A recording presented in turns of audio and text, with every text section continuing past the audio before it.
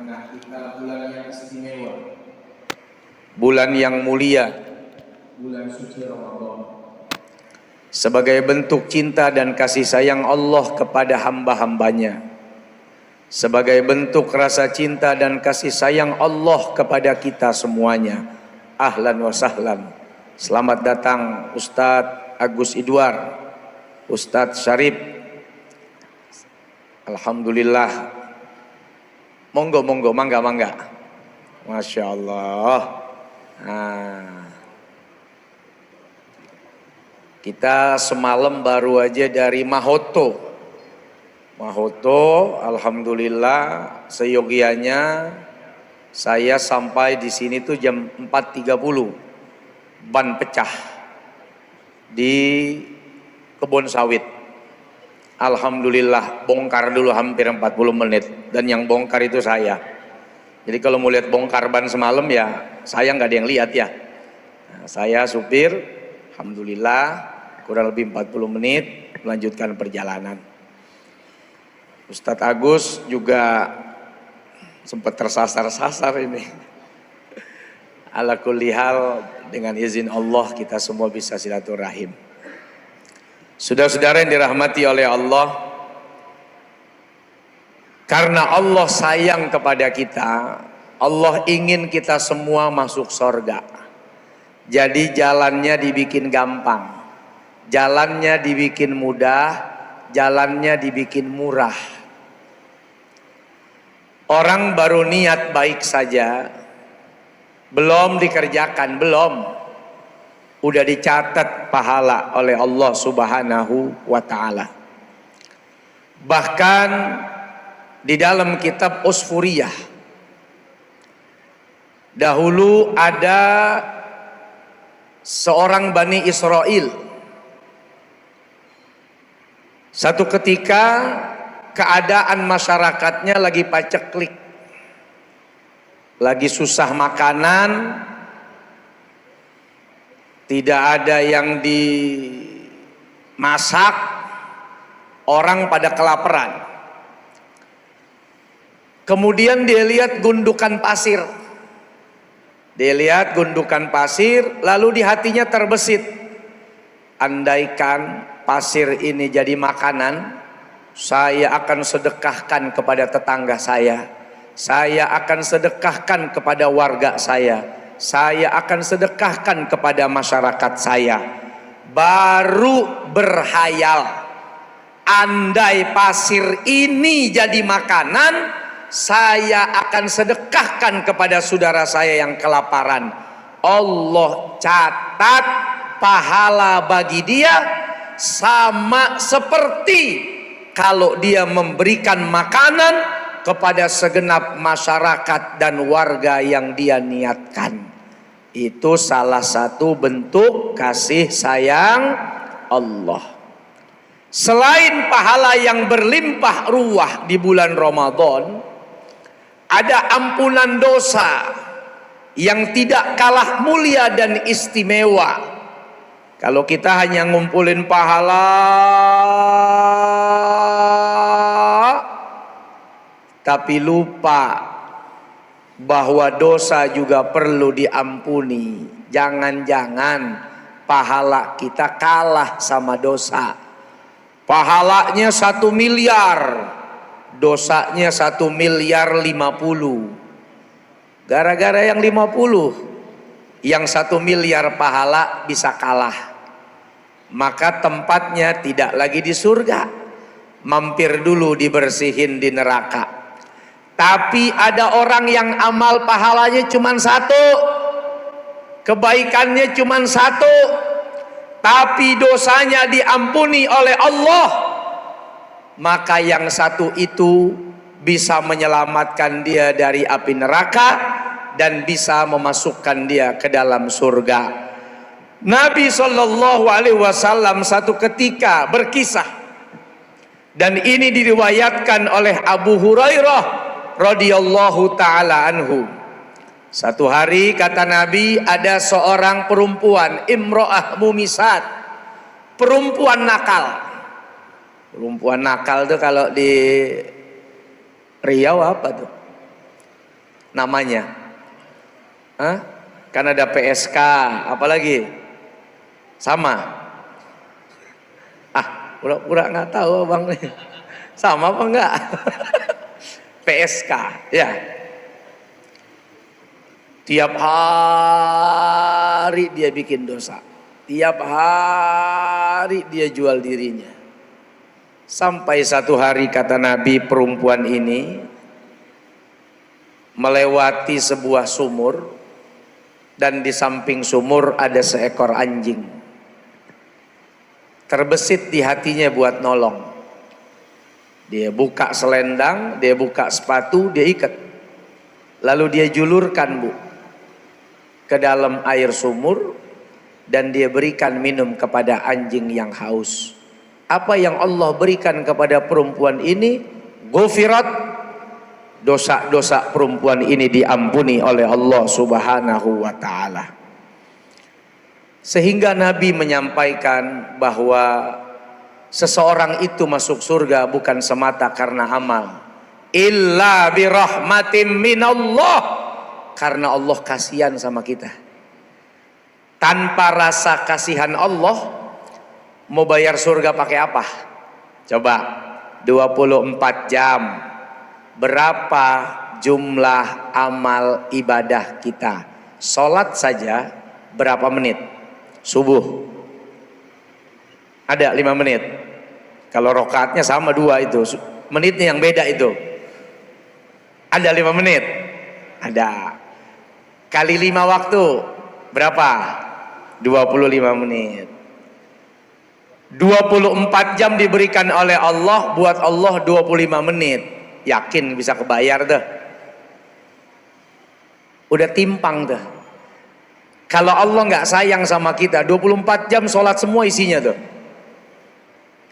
Itu pun kalau sholatnya sah. Nah, lain lagi cerita nih. Nggak usah bicara diterima, bicara sah saja. Diterima tidak diterima urusan Allah, tapi sah atau tidak sah itu urusan bapak, urusan ibu, urusan kita semua. Dari mana taunya sah atau tidak sah? Dari fikih. Jadi nggak ada tuh cerita kalau ditanya, apakah bapak ibu yakin sholatnya sah?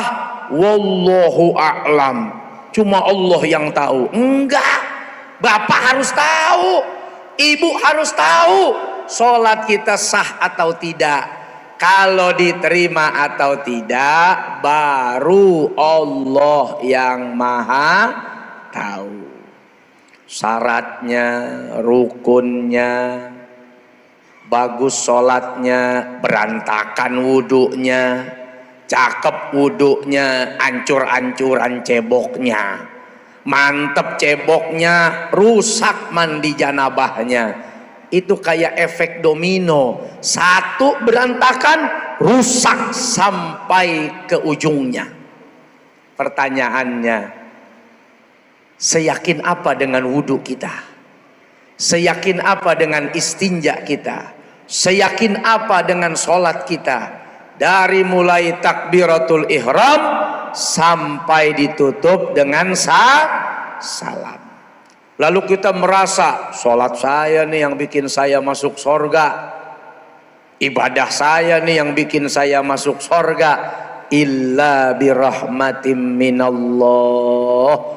Makanya ulama-ulama dulu habis sholat dia istighfar atas sholatnya.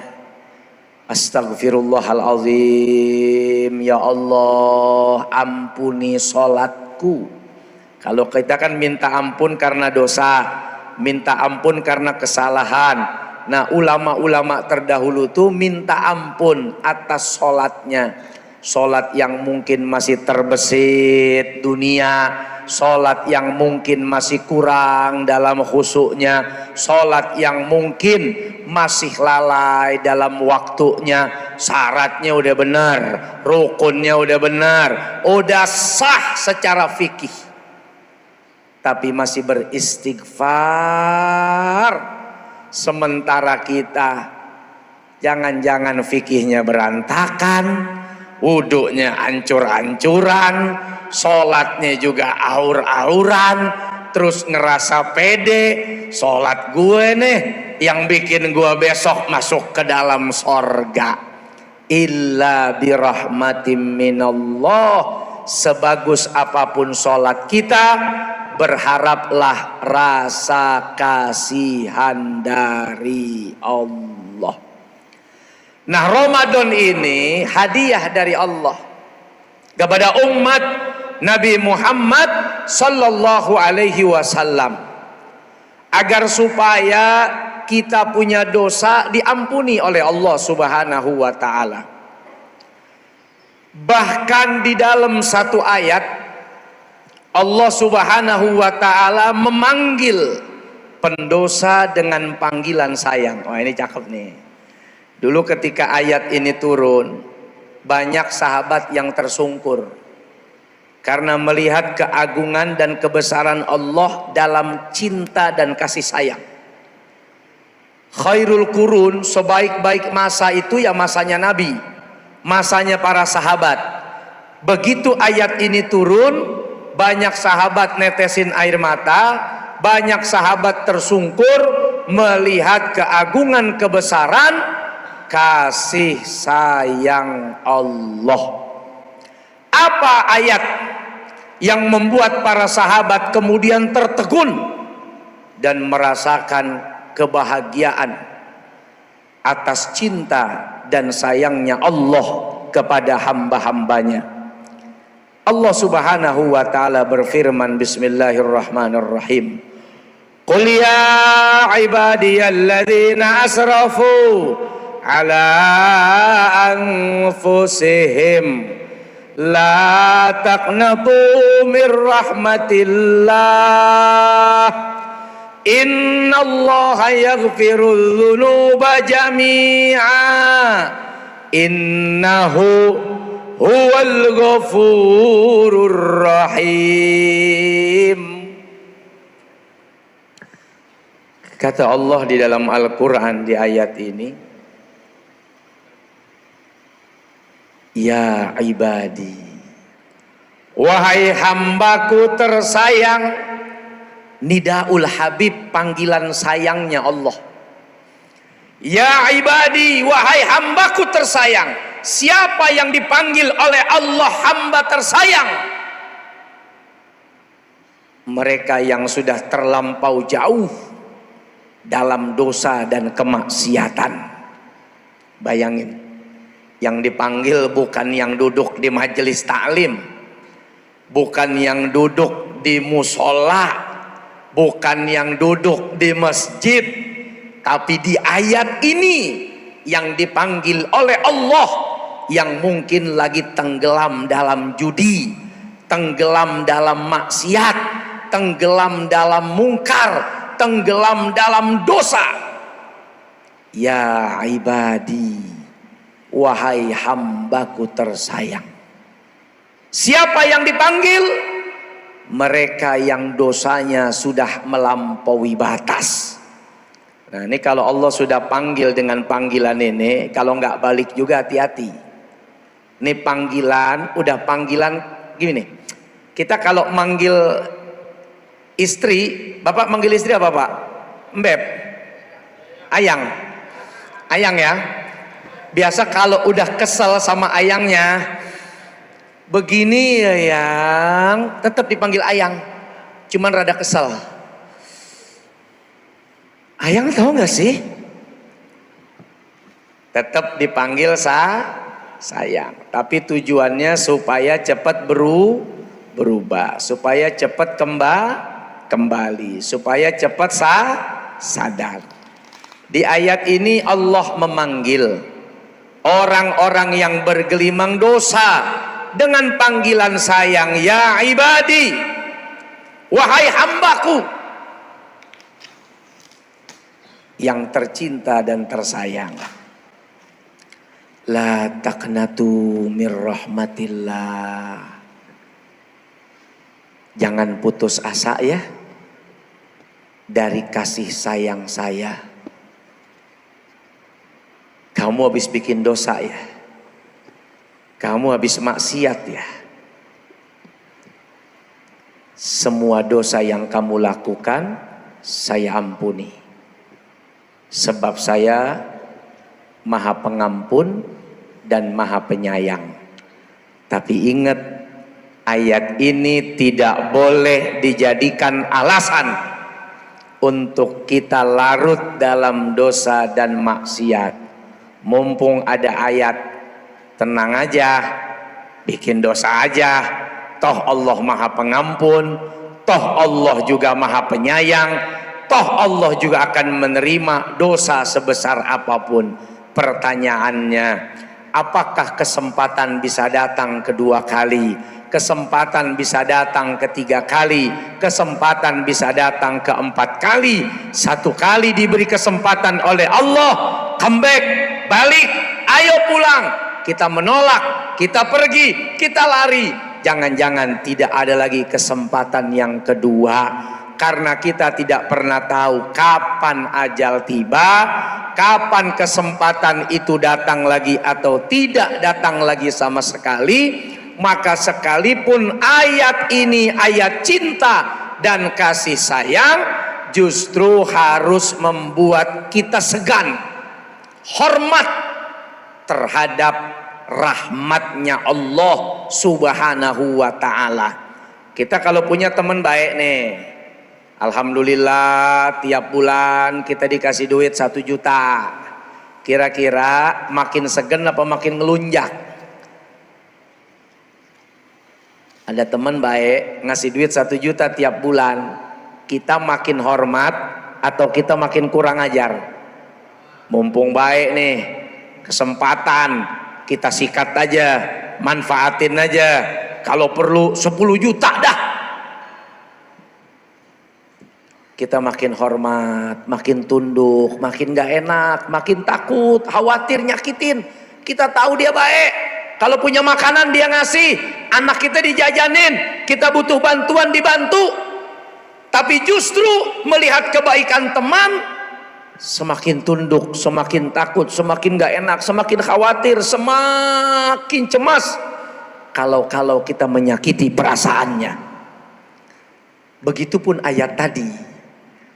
Ayat tadi itu bukan untuk membuat kita semakin bebas berbuat dosa, makin bebas berbuat maksiat. Mumpung Allah pengasih dan penyayang, mumpung dosa diampuni, mari kita dosa berjamaah. Wah.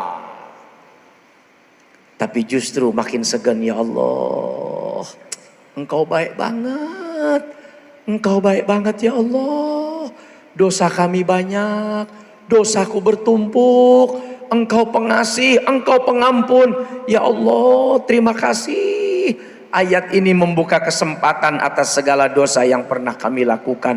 Ampun ya Allah. Nah, jadi kita harus pandai-pandai melihat, walaupun itu bentuk kasih sayang Allah, tapi bukan untuk disia-siakan. Justru menjadi ayat pemicu dan pemacu agar kita segera kembali dan bertaubat kepada Allah Subhanahu wa ta'ala. Itu yang pertama. Betapa ampunan dosa itu sangat dibutuhkan oleh kita. Yang kedua, Ramadan adalah bulan diturunkannya Al-Quranul Karim. Pertama, dia menjadi petunjuk, hudal linnas, hudal lil muttaqin. Makanya banyak orang-orang non muslim itu meneliti satu penelitian, kadangkala menjadikan Al-Quran sebagai sumber rujukan. Peristiwa-peristiwa yang mereka teliti itu kadangkala sumber rujukannya kalau nggak Al-Quran, hadis. Satu contoh misalnya ada profesor namanya Masaru Emoto. Dia meneliti nih soal air. Dulu kiai-kiai, tuan-tuan guru kita, kalau ada orang sakit, biasanya ambil air, lalu dibacakan. Sakitnya sembuh, panasnya sembuh, demamnya sembuh. Ada bapak ngadu, Pak Ustadz, ini istri saya bawel nih, cerewet, udah 2 galon gak sembuh-sembuh. Masya Allah. Katanya Pak Ustadz, jangankan bapak, istri saya aja gak sehat-sehat, urusan bawel. Masaru Emoto neliti. Begitu dicek ternyata air itu merespon kalimat. Masya Allah. Air itu merespon kata-kata. Jauh sebelum Masaru Emoto, tuan-tuan guru kita udah ngerjain.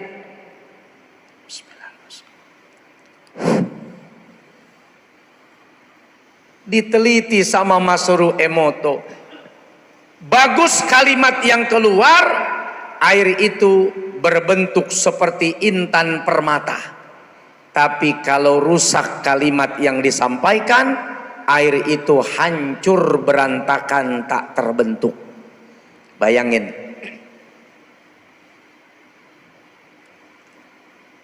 Tuan-tuan guru kita sudah lebih dulu menjadikan air sebagai media. Kenapa air? Ilmu pengetahuan baru bilang 70% tuh manusia isinya air. Kenapa air? Karena tuan guru kita tahu dari Al-Quran, dari hadis, bahwa manusia ini 70% atau mayoriti di tubuhnya adalah cairan.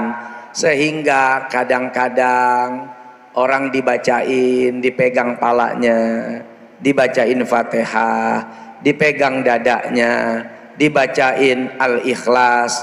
Kenapa bereaksi? Karena darah itu cairan. Darahnya bereaksi. Dan Masaru Emoto udah neliti bahwa air itu mampu merespon apapun dari kalimat dan dari kata-kata. Subhanallah. Al-Quran luar biasa itu. Yusabbihu lillahi ma fis samawati wa ma fil ard. Semua bertasbih, semua merespon, semua bereaksi. Cuman kita nggak tahu bagaimana responnya tanah, responnya air, responnya daun, responnya pohon terhadap tasbihnya kepada Allah Subhanahu wa ta'ala. Datang lagi Profesor Tokeji Furukawa. Oh, ini namanya nih Profesor Tokeji, tapi jangan diputus namanya sehingga dipanggil Profesor Toke. Apalagi manggilnya kayak nanya. Tokeji, bukan cicek. Profesor Tokeji Furukawa meneliti kenapa Allah memerintahkan kita kulu mimma fil ardi halalan thayyiba. Halal itu urusan kita dengan Allah, thayyib itu urusan kita dengan makanan. Halal tapi kadang bisa bikin asam urat, bisa bikin asam lambung, bisa bikin naik darah, bisa bikin turun brok, bisa bikin pala puyeng, bisa bikin tangan kram. Halal yang dimakan, tapi belum tentu thayyib. Apa hubungannya dengan manusia? Ditambah lagi Nabi menyampaikan kenapa penting menjaga makanan minuman dari makanan minuman yang haram, karena itu mampu mempengaruhi sifat.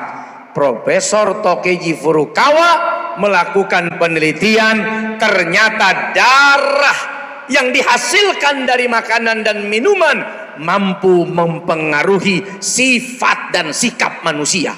Masya Allah. Sadaqallahul azim wa sadaqan nabi sallallahu alaihi wasallam. Alhamdulillah, yang capek si Tokeji sama Masaru Emoto. Kita tinggal nikmatin doang hasil penelitiannya. Alhamdulillah. Kalau mereka mengkaji Al-Quran, kita baru sebatas mengaji. Mengaji saja, walaupun terbata-bata disebabkan karena belajar. Allah hargai dua. Satu bacanya, dua belajarnya. Tapi kalau bagus sesuai kaidah tajwid, Allah hadiahkan kemuliaan, mahkota yang istimewa kelak nanti di akhirat. Bayangkan Al-Quran dibaca saja walau terbata-bata dihargai oleh Allah Subhanahu wa ta'ala.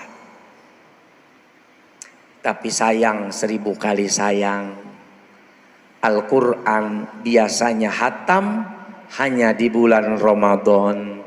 Terima kasih ya Allah, untung masih ada Ramadan, minimal setahun sekali hatam. Coba kalau nggak ada Ramadan sama sekali, jangan-jangan muter di Al-Baqarah terus, muter di Al-Baqarah terus. Mas kawin Al-Quran sampai emasnya kawin lagi, Al-Qurannya belum dibaca. Untung ada Ramadan. Tapi harusnya Ramadan menjadi pelajaran kelak besok nanti. Kalau di bulan Ramadan kita bisa menghatamkan Al-Quran, harusnya di bulan lain juga bisa. Bagaimana caranya? Dicicil. Subuh 2 lembar, zuhur 2 lembar, sampai isya 2 lembar. Insya Allah 10 lembar, lengkap 1 juz, tambah jadi 30 hari. Insya Allah sempurna 30 juz. Simple. Persoalannya bukan gak mampu, emang gak mau. Mudah-mudahan semangat Ramadan setelah itu kita senantiasa menjadikan Al-Quran sebagai imam kita. Dan yang lebih luar biasa lagi tadi Kiai Zulhusni Domo, Masya Allah, udah 100, hampir 145.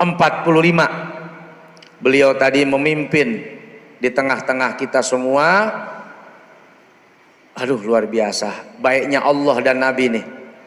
Yang baca orang yang dapat pahala kita.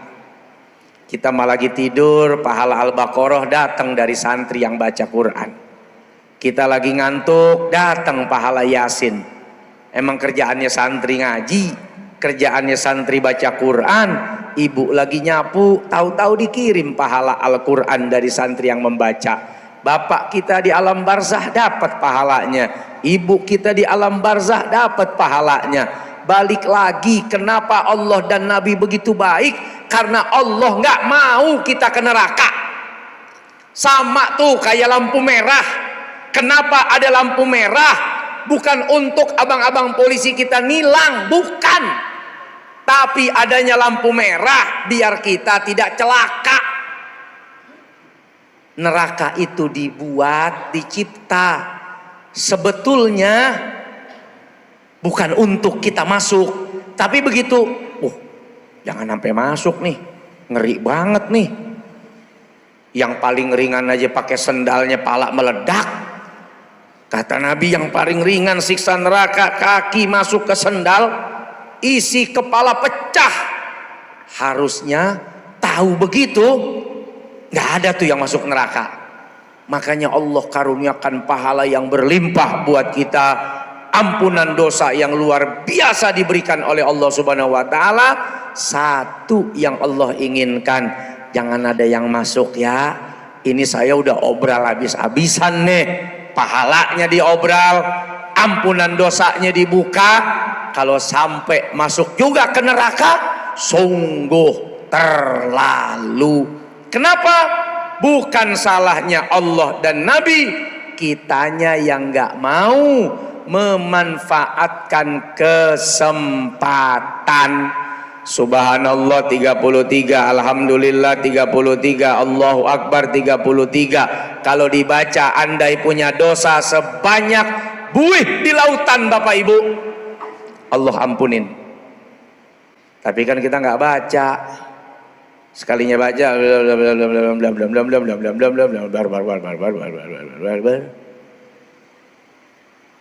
nggak ada ketenangan. Subhanallah, subhanallah, subhanallah, subhanallah. 99 detik, 99 kali, nggak sampai 2 menit. Karena 2 menit 120 detik. Dengan bacaan itu Allah ampuni dosa kita. Udah segitunya diobral oleh Allah. nggak mau juga diambil, jangan salahkan Allah kelak nanti di akhirat, karena Allah sudah buka pintu rahmatnya. Kita yang tidak mau mengambil kesempatan untuk mendapatkan pahala dan ampunan dosa. Mudah-mudahan Allah gerakkan hati kita untuk senantiasa beribadah dan memohon ampunan atas segala dosa dan kesalahan kita. Semoga kita panjang umur, berkah bahagia, sehat walafiat, dan kita bisa menikmati indahnya Ramadan. Amin ya rabbal alamin. Ibu bapak yang dirahmati oleh Allah subhanahu wa ta'ala, mungkin ada ucapan dan ungkapan terima kasih dari Ustadz Agus Idwar yang mewakili teman-teman dari Yayasan 1 Juta Al-Quran untuk Santri Indonesia. Kepada Ustadz Agus dipersilahkan. Dari saya, wallahul muwaffiq ila aqwamit thoriq. Wassalamualaikum warahmatullahi wabarakatuh.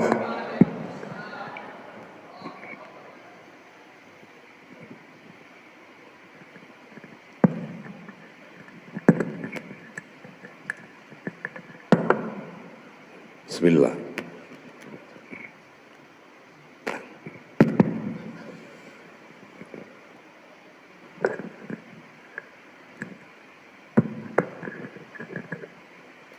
Assalamualaikum warahmatullahi wabarakatuh. Apa yang kita berikan, maka itulah yang akan kita dapatkan. Boleh diulang Bapak Ibu sekalian? Biar fresh pagi-pagi ya. Apa yang kita berikan, maka itulah yang akan kita dapatkan. Maka oke, ulang sekali lagi biar kompak ya, sambil ngilangin ngantuk nih. 1, 2, 3. Apa yang, maka yang akan kita dapat. Ketika saya memberikan salam dengan tidak semangat, maka saya mendapatkan jawaban salam yang tidak semangat. Betul tidak? Tadi saya salam begini Pak, kalau saya dijawab ya, Assalamualaikum warahmatullahi wabarakatuh. Bapak jawabnya, Waalaikumsalam warahmatullahi wabarakatuh. Karena saya aksi reaksi, saya memberikan aksi seperti itu, maka saya mendapatkan reaksi yang juga sama. Saya yakin akan mendapatkan jawaban yang berbeda kalau seandainya saya mengubah cara saya menyampaikan salam. Ayo. Bismillahirrahmanirrahim. Assalamualaikum warahmatullahi wabarakatuh.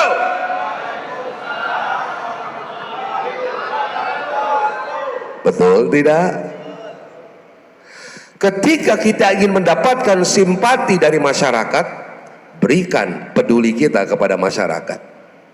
Ketika Bapak ingin mendapatkan sayang cinta dari istri, berikan apa yang istri suka, maka kita pasti akan mendapatkan balasan yang sama. Ketika seorang pemimpin ingin dicintai oleh rakyatnya, maka berikan sesuatu yang membuat rakyatnya cinta kepada dirinya. Ini adalah hukum alam atau hukum Allah. Selangkah kita menuju Allah, 10 langkah Allah menghampiri kita. Berjalan kita menghampiri Allah, berlari Allah menghampiri kita, berlari kita menghampiri Allah, secepat kilat Allah menghampiri kita. Pertanyaannya sekarang ini, kita cam mana menghampiri Allah ya Pak? Berjalan, melangkah, atau berlari? Jangan bilang naik motor ya Bang ya. Kira-kira apa nih? Ibu, jalan, lari, atau melangkah? Ada yang berlari, ada yang berjalan. Ada ibu-ibu tua bilang ke saya, Kang Agus, boro-boro mau lari, orang jalan saja udah susah. Izin Bapak Ibu sekalian, perkara ibadah ini bukan cuma perkara fisik, tapi perkara mental. Ya, contoh nih, tolong jawab. Di sini ada umur yang masih 40 tahun ke bawah? Masih ada ya? Sekarang saya tanya, kalau ada yang ingin memberikan hadiah umroh gratis 40 tahun ke bawah nih, kira-kira mau atau enggak? Mau. Yang umur 40 tahun ke atas, Kalau ada yang mau ngasih umroh gratis, kira-kira mau nggak? Sama-sama mau, sama-sama semangat, betul ya? Persoalannya siapa yang mau ngasih, kan itu.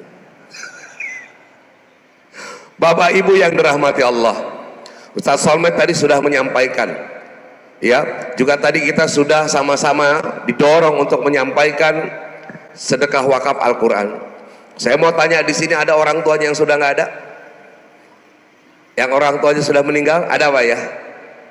Kemarin saya memberikan pembekalan untuk para SKPD Wali Kota Bekasi. The power of family, the power of parents itu ternyata lebih kuat, Pak. Seseorang mungkin ketika bilang, lu dosa lu di hadapan Allah, besok bikin lagi, sekarang nangis. Tapi ketika dia berdosa diketahui oleh orang tuanya, kira-kira gimana?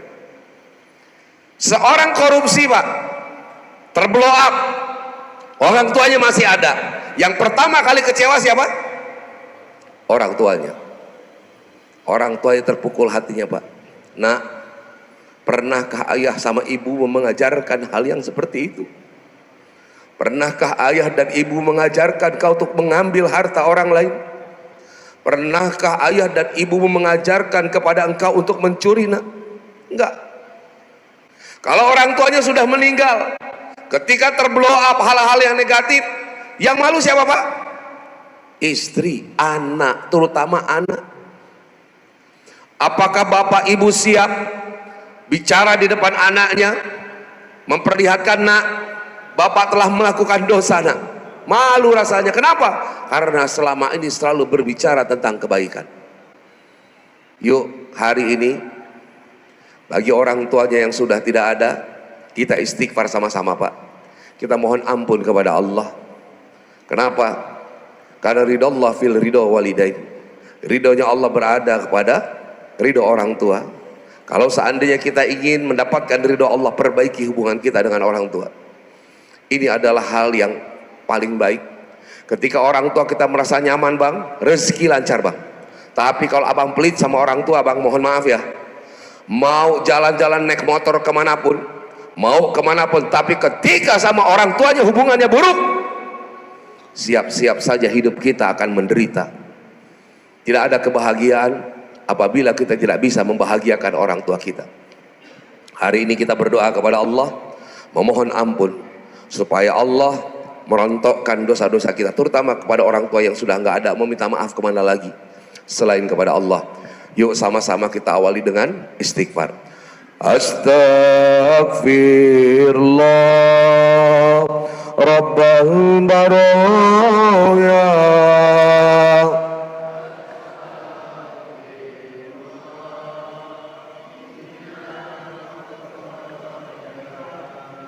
Astaghfirullah.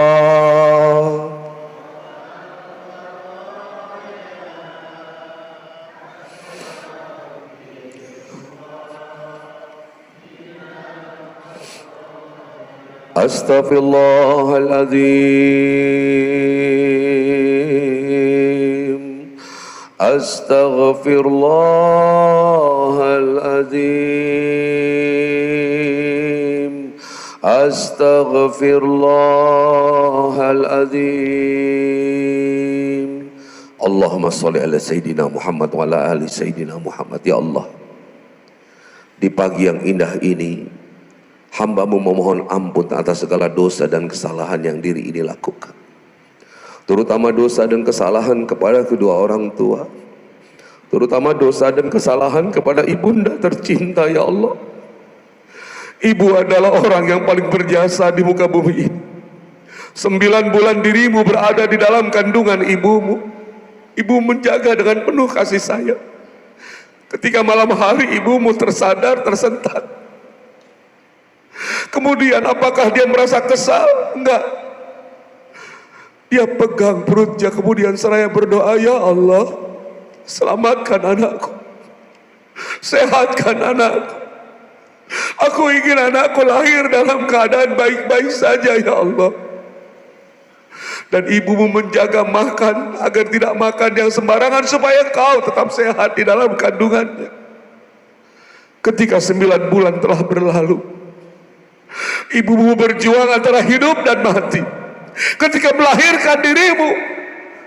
Dan bahkan tidak jarang ibumu berdoa kepada Allah, ya Allah, kalau seandainya hari ini kau ingin mencabut nyawa di antara kami, cabut saja nyawaku ya Allah, jangan nyawa anakku. Biar aku yang menghadap kepada Engkau, jangan anakku ya Allah. Biarkan dia hidup di muka bumi ini, aku sayang kepadanya. 9 bulan dia sudah berada di dalam kandunganku, menjatuh bersama diriku, dan aku ingin dia tetap sehat. Begitulah perjuangan dari ibumu. Namun apa yang terjadi ketika kau sudah dewasa? Seolah-olah kau lupa dengan perjuangan dan kasih sayang ibumu. Ketika kau dinasehati ibumu, kau bilang, Mama gak usah ikut campur, ini urusan saya, ini urusan keluarga saya yang lebih tahu. Udah Mama diam aja, Mama gak usah cerewet. Kau katakan kata-kata itu kepada ibumu. Tega sekali kau sampaikan yang seperti itu. Ibumu hanya ingin memberikan nasihat agar kau tetap selamat di dunia dan akhirat. Gak ada yang lain, karena dia akan tersenyum bahagia ketika melihat kau bahagia. Tapi apa yang terjadi, seolah-olah nasihat ibumu kau anggap mengekang, nasihat ibumu kau anggap membatasi dan ikut campur. Kecewa ibumu, sedih hatinya. Tapi apakah kemudian dia mendoakan yang tidak baik? Enggak. Kembali dia mengangkat tangan di malam hari dan berdoa, ya Allah, ampuni anakku. Kalau dia saat ini berkata kasar kepada aku yakin dia gak mau seperti itu, ya Allah. Selamatkan dia, ya Allah. Jadikan dia sebagai anak yang soleh, jadikan dia sebagai anak yang soleha. Jaga dia, jangan sampai dia terpengaruh oleh pergaulan yang tidak baik, jangan sampai dia terpengaruh oleh kehidupan yang tidak baik. Ya Allah, selamatkan anakku. Ketika ibumu sudah tiada, baru kau rasakan dunia ini seolah hancur. Kau tak lagi memiliki surgamu di dunia. Kau tidak bisa lagi menatap wajah ibu.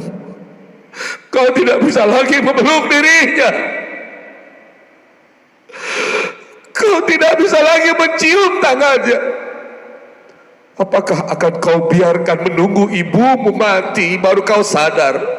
Menunggu ayahmu meninggal baru kau sadar? Kalau perjuangan sungguh sangat besar kepada dirimu, ayahmu pergi pagi, kau masih tertidur, dan pulang kau sudah tertidur. Begitu perjuangan ayahmu. Bapak dan Ibu yang dirahmati Allah, hari ini kita ingin memberikan yang terbaik kepada orang tua kita. Seorang anak memang tidak mungkin membalas kebaikan orang tua, tidak mungkin. Tetapi seorang anak bisa memberikan hadiah yang terbaik. Hari ini mari sama-sama kita lengkapkan, kita genapkan dengan sepenuh hati kita, untuk kita sampaikan hadiah terbaik untuk orang tua kita, berupa sedekah wakaf Al-Quran Al-Fatihah. Auzubillah.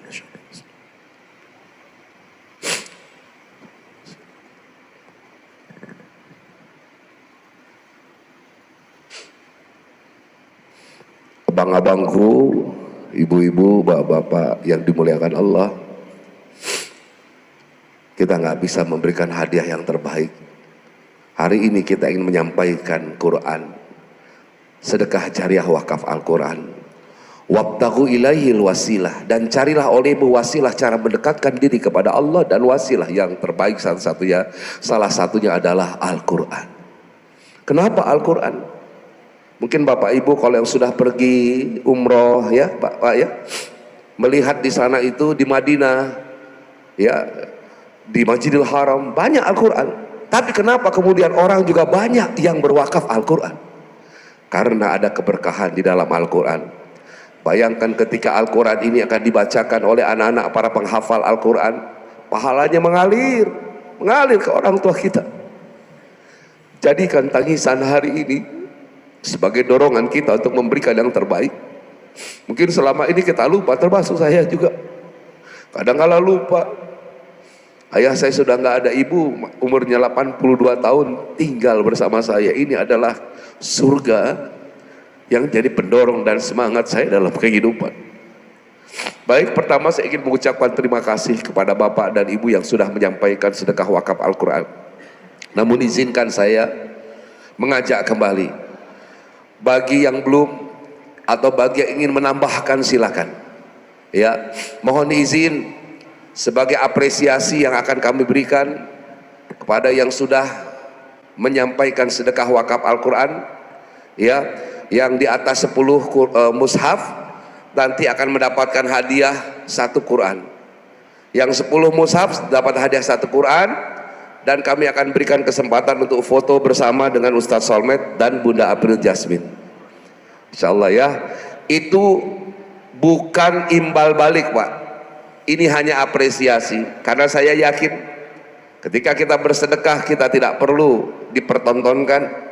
Ketika kita berwakaf kita tidak perlu kemudian diberikan imbalan, tapi izinkan kami, ya, dari lembaga saya mewakili kepimpinannya Ustadz Syarif untuk berusaha untuk memberikan yang terbaik.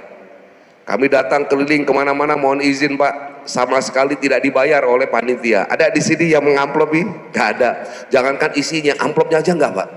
Tapi kami ingin mengajak, yuk semuanya. Tidak perlu kami diamplopin, disangwin, tapi yuk sama-sama kita support Al-Quran ini. Gitu ya Bang? Baik, saya hanya ingin menawarkan kembali. Yang ingin menambahkan, menggenapkan menjadi 10 Al-Quran, nanti boleh tunjuk tangan dan kita akan foto bersama. Nah, namun sebelumnya ya izinkan ya melalui yang sudah menerima,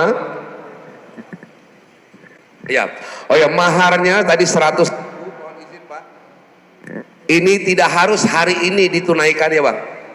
Jadi cukup dicatat. Ini ada kakak-kakak kita yang pakai rompi hijau, nggak harus sekarang. Jadi yang nggak punya uang nggak perlu. Ya, biasanya kita tuh sudah nggak bawa duit lagi ya, cash. Cukup catat nama, nomor telepon, dan berapa Quran yang mau disedekah wakafkan. Diniatkan untuk orang tua kita, kita akan doakan bersama. Baik, silakan kepada teman-teman. Ya, Kiai sudah, yang barangkali yang sudah terkumpul, yang nanti silakan kita akan foto juga. Kita berikan kesempatan dulu kepada yang data sebelum. Ya, silakan. Baik Ustadz Agus, ini kami panggil yang sudah berdonasi tadi 145 mushaf Al-Quran. Masya Allah. Insya Allah yang lain menyusul. Jadi kami panggil satu persatu yang 19 ini sambil foto bersama. Yang pertama Bapak Brigjen TNI Purnawirawan Haji Edi Natar Nasution, 10 mushaf Al-Quran. Ya, takbir. Takbir. Silakan Pak Edi sambil foto bersama. Silakan Pak Edi. Sambil Ya, foto. mungkin Yang kedua Bapak Dr. Haji Raja Mambang Med